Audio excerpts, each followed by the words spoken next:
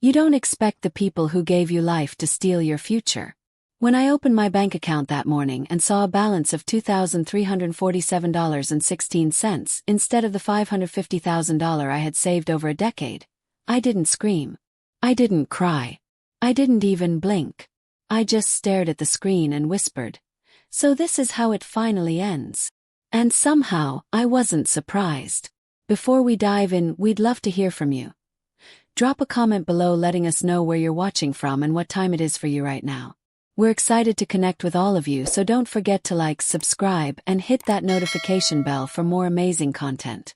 Now back to the story.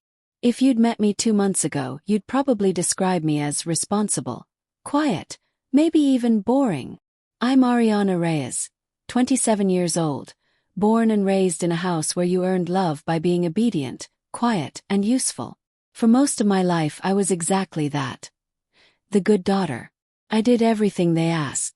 I worked hard in school, got a full-ride scholarship, juggled 3 jobs through college, and started saving as soon as I was legally allowed to open a bank account.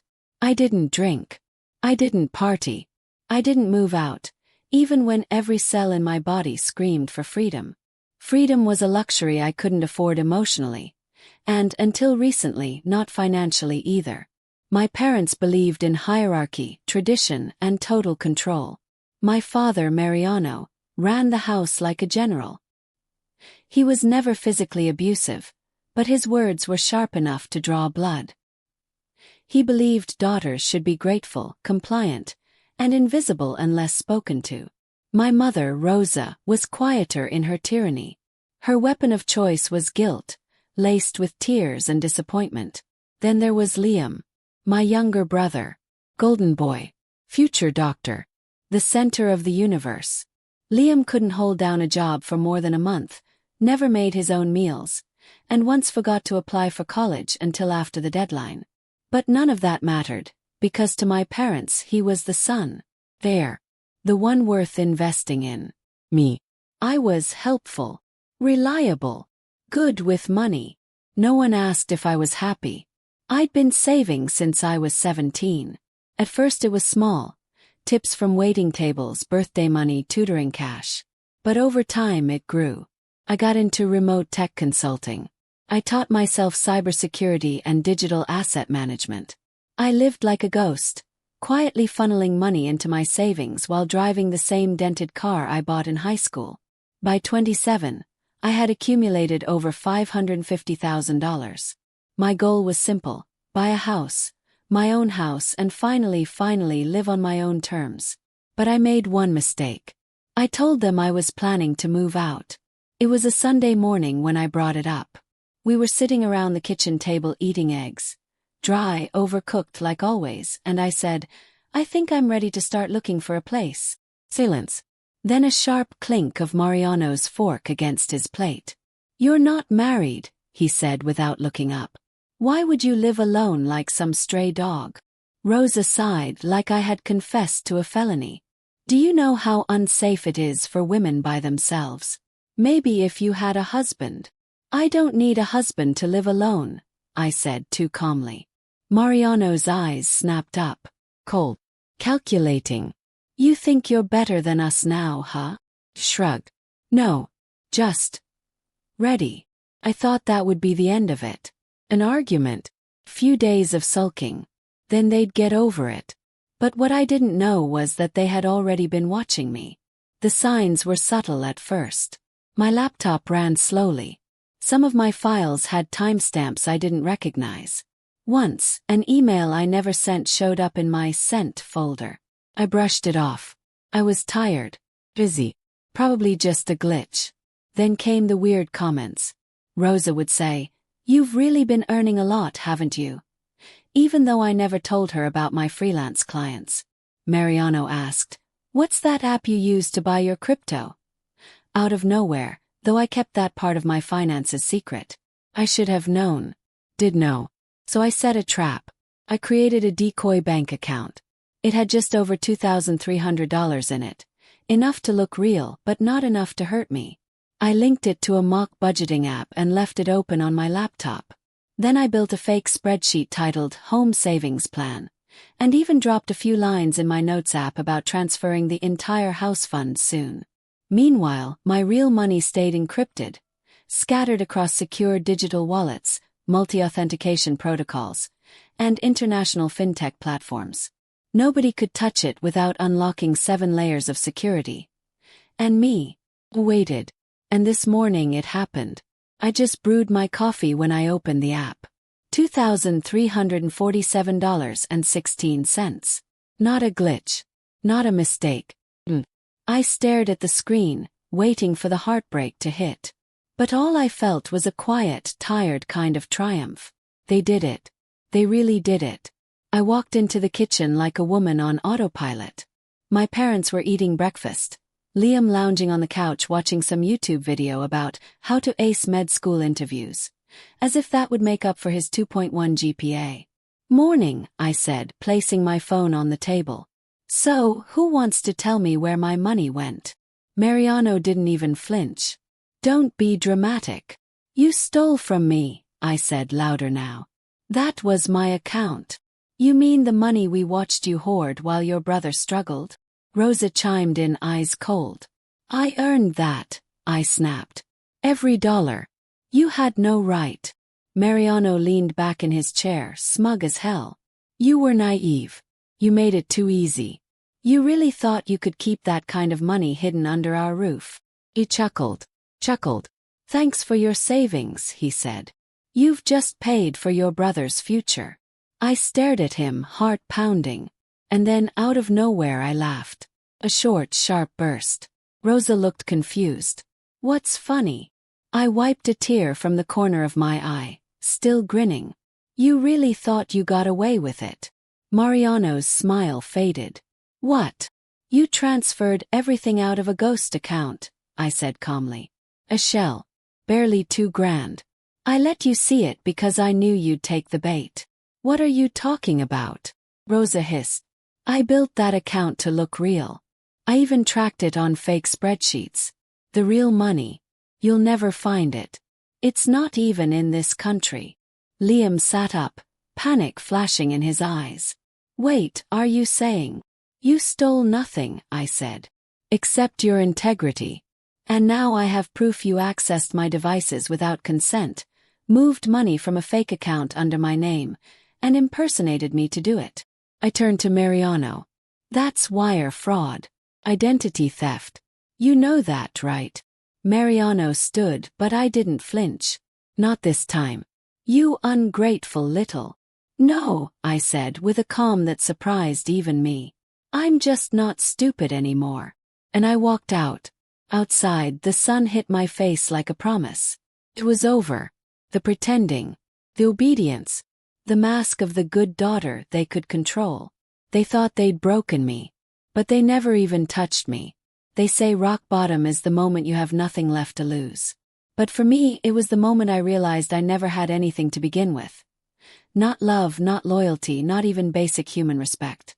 When I walked out of that kitchen after telling my parents the money they stole was fake, I expected shouting, rage, maybe even one of Rosa's melodramatic tears and prayer performances. What I didn't expect was silence. Not the kind that meant shock, but the kind that whispered, we're not done with you yet. That night I stayed at a hotel. Cheap but clean. I didn't sleep. I just sat in bed with my laptop, compiling every piece of digital evidence I had. File 1, keystroke logs. I had installed software months ago. Ironically, the same kind my father used to spy on me. It had been capturing every unauthorized login, remote session, and keyboard command they made while I was at work or asleep. File 2, IP address logs. Every time my parents accessed my fake account, they did so from the family Wi-Fi. The timestamps aligned perfectly with transactions and spreadsheet modifications. File 3, a recording. This one was my favorite. I had screen recorded the moment my decoy account was drained, capturing the external login, the withdrawal, and even a snippet of the browser history showing Liam Googling how to transfer money anonymously. Idiots. I emailed the files to a private lawyer I'd been following for years, a cybersecurity specialist who handled tech-related financial abuse. I wasn't ready to press charges just yet, But I wanted the groundwork laid. It wasn't about revenge. Not yet. It was about control. 2 days passed before I heard from them again. Text from Rosa. You've made your father very angry. Please come home and talk like adults. I stared at the message, a numb smile on my face. Like adults. Where was that sentiment when they were secretly downloading spyware onto my devices and funneling my savings into my brother's trust fund? Still, I didn't respond. Not yet. By day 4, the silence broke. I was walking out of the hotel lobby with a grocery bag when Liam pulled up beside me in my father's car. Jesus, Ariana, he said, leaning out the window. What the hell is wrong with you? I didn't stop walking. Go home, Liam. He parked and jumped out. You embarrassed Dad in front of the whole family. Tia Carla asked why I suddenly have a charity tuition fund. He had to lie to her. Lying is what he's good at. He ran in front of me and held out his arms. Can you stop being such a drama queen for once? So what? He used your money. It's not like you were using it. I dropped my grocery bag. A single apple rolled out and landed near his foot. I stared at him. My brother, the walking monument to privilege and undeserved second chances, and I realized something that made my skin go cold. He didn't feel guilty. He didn't even understand why he should. Get out of my way, I said. He crossed his arms. You're being a bitch. I laughed bitterly. You're the reason this happened. Do you even care? About me? About what they did? His expression didn't change. I stepped around him. That was the last time I saw my brother in person. By the end of the week, the emails started. Rosa first. A long, guilt-laced essay about how hard it is to raise children, how misunderstood they are, how my actions were breaking the family apart. Then Mariano. Short. Direct. Return home by Sunday or we'll assume you've abandoned your responsibilities. We did what we had to do. You'll thank us one day. That was the moment I snapped. I walked into the police station on Monday morning with a thumb drive and a folder full of screenshots. The woman behind the glass looked tired but polite. Hi, I said. I'd like to report a case of financial fraud, digital invasion of privacy, and identity theft. She blinked. Who's the perpetrator? I smiled, calm, polite, rehearsed. My parents. Filing the report felt like breathing for the first time in years. The officer who took my statement was skeptical at first, until I laid out the details. The software, the unauthorized access, the transaction logs, the recording of my father's confession. Her eyebrows slowly climbed into her hairline. Do you want to press charges today? She asked. Not yet, I said. I just want the file opened. And I want it documented. Understood. We'll process it. If they retaliate or escalate, let us know immediately. He nodded. Trust me. They will. And I was right. 2 days later, I got a call from a number I didn't recognize. I picked up out of instinct. Ariana Reyes. The voice said. Yes. This is Jennifer from the county assessor's office. I have a submitted request here to remove your name from your car title. We just need you to sign the second authorization form. Your parents already submitted the first one. Froze. I didn't authorize anything, I said. Don't touch that title. It's in my name. And I'd like to see a copy of what they sent you. There was a pause. Right. I'll send that over. Sorry for the confusion. Blick. They were trying to erase me. That night I went nuclear. He uploaded a video. Just 15 minutes long. Nothing flashy. Just me sitting at a desk, speaking plainly into the camera. I titled it, My Parents Stole My Savings and Gave It to My Brother. Here's the proof.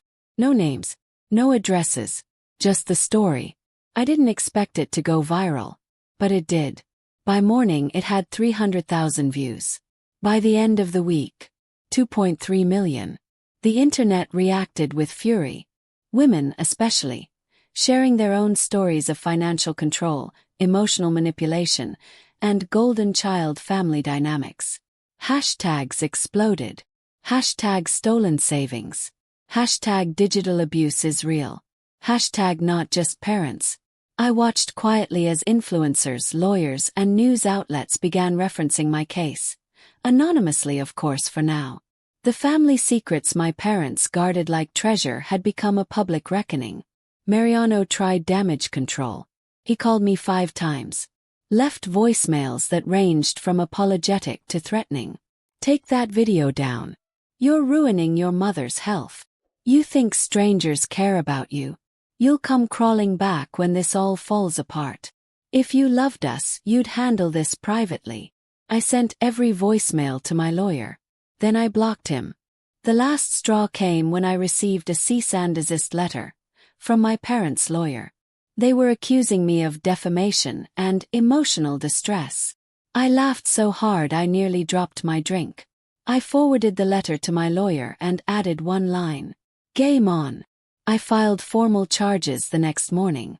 Fraud, unauthorized access, invasion of privacy, attempted identity theft.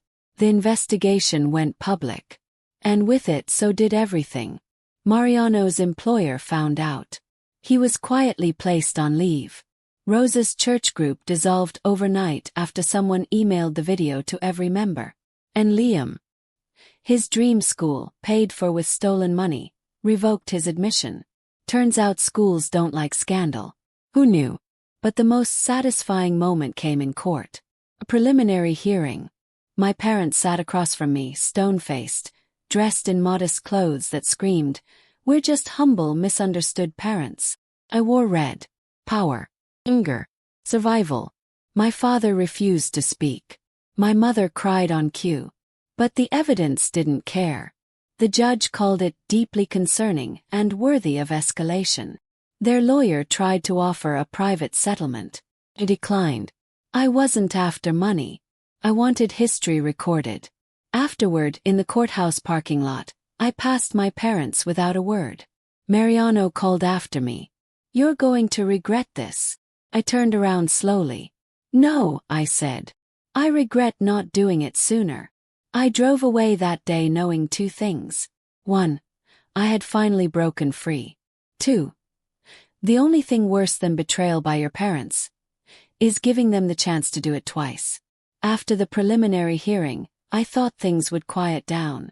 Maybe the drama would taper off, the noise would die. I thought people would move on to the next viral betrayal. But it turns out, when your story touches something unspoken, people don't let it go. They cling. They rally. They riot for you. By the second week of the investigation, my video had crossed 5 million views. A popular legal YouTuber did a breakdown of my case, frame by frame. A viral TikTok therapist stitched clips from my recording with commentary about parental narcissism and digital abuse. Someone even made a documentary teaser. Yes, a literal Netflix-style trailer, called Not Your Savings Account, the Ariana Reyes story. People wanted to hear me speak. So I gave them my voice. I started uploading weekly. Not for attention but for control. It was my story. And if I didn't tell it, they would twist it, simplify it, make it palatable. I refused to be the girl who just lost some money. No, I was the woman who had survived financial betrayal disguised as parenting. One of my first uploads was titled, "What It Feels Like When Your Father Steals Your Future." It opened with silence, just a close-up of my hands shaking as I held the fake bank statement. Then my voice, steady, measured. "He always told me to be smart, save, plan. So I did all of that, and he still took everything." The video hit 2 million views in 48 hours. My inbox flooded with messages. Women from all over the world, some 18, some 60, telling me how their parents stole from them, guilt them, used them. I was a mirror they didn't know they needed. Cried. More than once. Not because I was sad, but because, for the first time in my life, I wasn't alone. Meanwhile, my parents were losing everything they couldn't control. The local news station aired a segment. Their faces were blurred, names redacted. But the community recognized the story. Friends stopped calling. Their church held a meeting and voted to remove Rosa from her prayer group. Even better. The district attorney's office decided to move forward. They were pursuing formal charges. identity theft, unauthorized digital surveillance, and attempted financial fraud. Their lawyer panicked and tried to negotiate. "Your clients tried to ruin my future," I told him over Zoom. "I'm not interested in salvaging theirs." He sighed. "They're still your parents." "No," I said. "They stopped being that the day they decided I was just an account number." Then came the bombshell. My lawyer called me one morning, her voice tight with disbelief. "They opened a trust fund," she said, "with your name forged as the contributor. $500,000 deposited from the fake account. They used it as collateral for a second mortgage, which they took out to fund your brother's overseas medical internship." I sat down. A laugh bubbled out of me, sharp and humorless.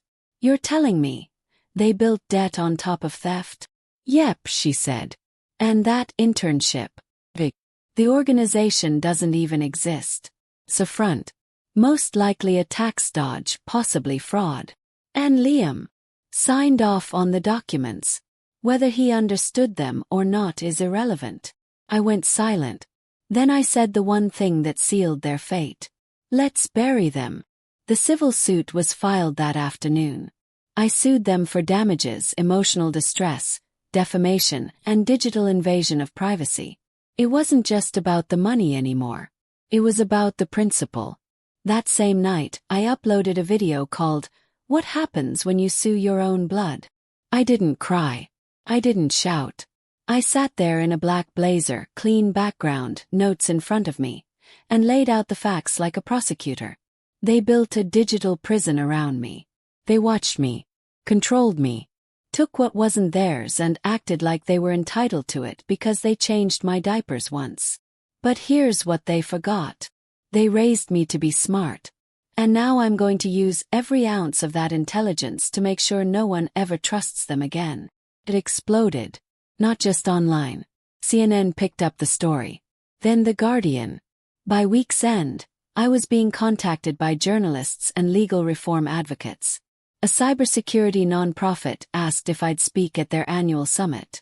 A local councilwoman wanted to meet about legislation to protect young adults from digital financial abuse. Me. Ariana Reyes.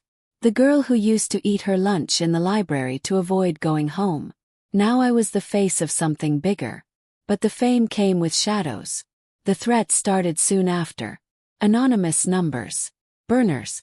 Voicemails that said things like, "Shame on you," and "Blood is blood, bitch," and "You'll die alone." First I shook. Then I installed a security system. And a panic button. And hired a lawyer to track the sources. Most were anonymous cowards. But one was Liam. He'd called from a VPN masked in Ontario. My lawyer traced it in minutes. I forwarded the evidence to the police with a single note. "Still think he's innocent." By the time the court date arrived, my parents were pariahs. The courtroom buzzed with energy. My name was whispered like I was a cautionary tale and a hero in the same breath. They arrived together. Mariano stiff and furious in a crumpled suit, Rosa behind him like a ghost in beige. Liam didn't show. Coward. I sat at the plaintiff's table, spine straight, heart quiet. And I told the truth. Not just about the theft, but about the control. How Mariano once told me I'd never survive on my own. How Rosa sobbed every time I tried to set a boundary. How Liam laughed when I said I wanted to buy a house. And how they saw my success not as mine, but as something to harvest for the family. They testified too. Mariano tried to justify it, called it parental oversight, accused me of hysteria. Rosa cried, claimed I was confused. I sat there, watching them unravel on the stand. They looked so small, so pathetic, like dried-out roots torn from a soil they thought they owned. When the verdict came, it was almost anticlimactic. Guilty. On multiple counts. Damages. A public record that would follow them forever. They tried to settle the civil suit out of court. I refused. I didn't want their money. I wanted their name. And now, it was mine. That night, I sat in my new apartment. Downtown. Rise. Quiet. Paid for with my real savings. Still untouched, still secure. I opened the balcony doors and stepped into the wind. The city stretched out like a promise. My phone buzzed. An email. Subject: documentary proposal. Streaming rights interest. I laughed and clicked reply. They stole from the wrong daughter. They thought silence was obedience. But I turned betrayal into a brand. It's strange how silence can feel louder than screams. That's how it felt the day the sentencing was handed down. My father didn't look at me. Rosa wept again, more out of embarrassment than sorrow. The courtroom had grown used to her tears. The judge didn't even blink when she dabbed her eyes with a trembling hand and whispered, "But we're her parents." The judge's response: "Exactly. Which is why this is so appalling." They were given probation and mandatory financial ethics training, and ordered to pay restitution for damages and emotional abuse. A permanent note in the county records would follow them for life. They got off easy. But for narcissists, public disgrace is worse than prison. The day after the sentencing, I received another letter. Handwritten. Delivered by courier. It was from Liam. Not an apology, of course not. It read, "I hope this was worth it. You've destroyed this family over money. One day, you'll wake up and realize no one is coming for you. No parents. No brother. No love. Just cold walls and strangers." I read it over my morning coffee. Folded it once. Tossed it into the trash. He was wrong. Had people now. They weren't family by blood, but by truth, by solidarity, by shared scars. And honestly, that's worth more than DNA ever was. 1 month later, I walked into the boardroom of a non-profit I helped co-found, ClearSafe, an organization dedicated to protecting young adults from digital financial abuse. We were working with 2 senators on a bill called the Personal Cybersecurity Rights for Dependents Act. The goal: to make it a federal crime for parents or guardians to install digital tracking or financial access software on devices belonging to adult children, without informed, signed consent. I'd gone from the girl who couldn't breathe in her own home, to the woman changing the law. It was more than healing. It was legacy. The night our bill passed in committee, I returned home to find 3 missed calls from an unknown number. Voicemail transcript. "Ariana, it's Mom. I know we've made mistakes. But you've made your point. We're suffering. Liam's out of work. We lost the house. Please, can we talk?" I stared at the screen for a long time. And then I finally replied. Text. "You're not my family. You're just the people I outgrew." Block. I moved again. This time to a coastal city where the nights were warm and the air didn't taste like memories. My new apartment overlooked the ocean, and in the evenings I sat on the balcony with my dog, rescued from a local shelter named Echo, after the voice I almost lost. I kept making videos, less about my past, more about power, about freedom, about how you can come from a broken place and still choose yourself. Brands reached out. Book publishers. Even a streaming platform with a documentary deal. But the moment that brought it full circle wasn't televised. I got a letter one day, formal typed, from a young woman in Iowa. 22. She'd been working 2 jobs while her parents drained her bank account, claiming it was to teach her about taxes. She found my story on YouTube at 2 a.m. It made her cry. Then it made her fight back. "You saved my future," she wrote. "You showed me it's okay to leave, even if the people you're leaving gave you life. Thank you for choosing yourself. It gave me permission to choose me too." Wept. Not the trembling, shattered sobs of the girl I once was, but the tears of someone free. People still ask me if I regret it. Turning on my parents. Exposing the betrayal. Taking everything they tried to hide and holding it up to the light. The truth. Well, because they didn't just steal my money.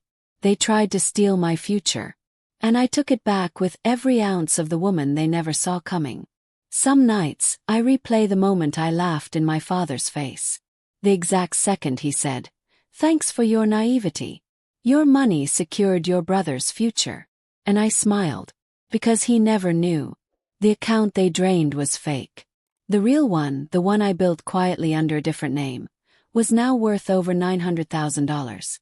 10 years of saving, freelancing, investing, late nights, frugal living, side hustles they mocked me for. All untouched. Oh mine. They thought they were clever. But they forgot who raised me. They taught me to survive, to lie when necessary, to hide my truth under a pleasant smile and a "yes, mommy." So I did. And then I used everything they taught me to destroy them. Now, I teach others to do the same. The final chapter of my story isn't revenge. It's rebirth. I am no longer the daughter who wanted their approval. I'm the woman who took back her name. And now, when people ask me where I came from, I say, from a family I had to burn to find myself. And if they ask if I miss them, say, not for a second.